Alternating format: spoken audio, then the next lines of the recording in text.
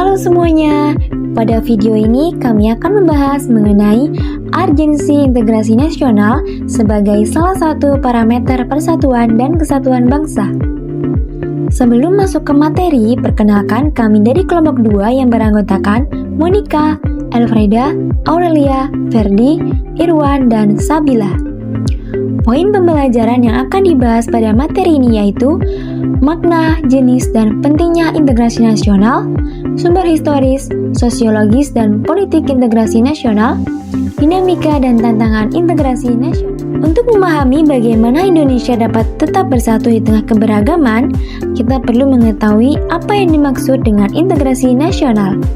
Integrasi nasional adalah proses menyatukan perbedaan suku, budaya, agama, dan daerah dalam satu negara. Jenis-jenis integrasi nasional ada 3. Yang pertama, integrasi politik, hubungan pemerintah dan masyarakat, dan hubungan antara kelompok dalam masyarakat. Yang kedua, integrasi ekonomi, merupakan kerjasama antar daerah untuk memenuhi kebutuhan. Yang ketiga adalah integrasi sosial, penyatuan keberagaman suku, agama, dan budaya. Integrasi nasional sangat penting bagi Indonesia karena menjaga persatuan bangsa, menciptakan kehidupan yang harmonis, memperkuat hubungan pemerintah dan masyarakat, serta menjaga keutuhan NKRI. Integrasi nasional memiliki beberapa sumber utama. Yang pertama, sumber historis, yaitu sejarah perjuangan bangsa Indonesia. Kesadaran persatuan mulai muncul dari lahirnya organisasi Budi Utomo, diperkuat melalui Sumpah Pemuda dan mencapai puncaknya pada Proklamasi Kemerdekaan. Yang kedua adalah sumber sosiologis. Masyarakat Indonesia sangat beragam, mulai dari suku, agama, bahasa, dan budaya. Keberagaman menunjukkan nilai gotong royong, toleransi, dan saling menghormati. Yang ketiga, sumber politik. Persatuan bangsa juga dijaga melalui sistem negara seperti Pancasila, Undang-Undang 1945, dan berbagai kebijakan pemerintah. Integrasi nasional terus berkembang dari waktu ke waktu.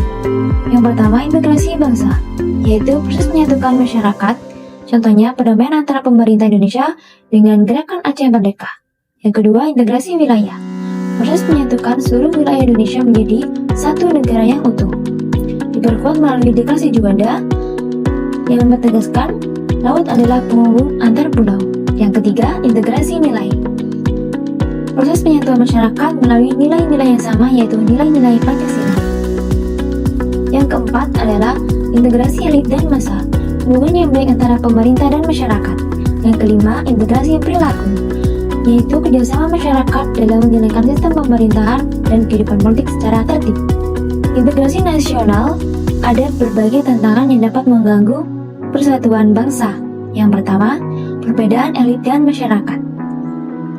Jika pemimpin tidak memahami aspirasi rakyat, dapat muncul ketidakpercayaan.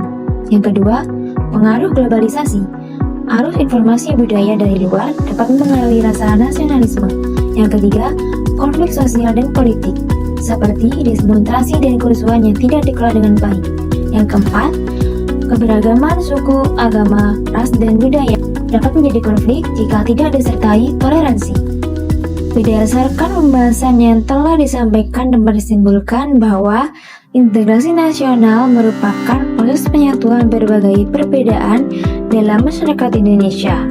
Integrasi ini terbentuk dari faktor historis, sosiologis, dan politik yang berkembang dalam kehidupan berbangsa. Dalam perkembangannya, integrasi nasional terus mengalami dinamika serta menghadapi berbagai tantangan. Oleh karena itu, integrasi nasional sangat penting untuk menjaga persatuan, memperkuat rasa kebangsaan, serta mempertahankan keutuhan Negara Kesatuan Republik Indonesia. Terima kasih.